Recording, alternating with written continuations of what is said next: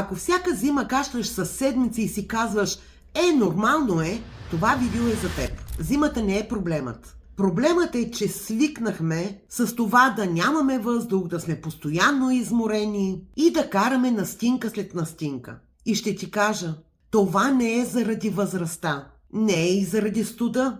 Това е сигнал, че дихателната ти система е под постоянно напрежение. Сух въздух, плитко дишане, затворени пространства, липса на реално възстановяване.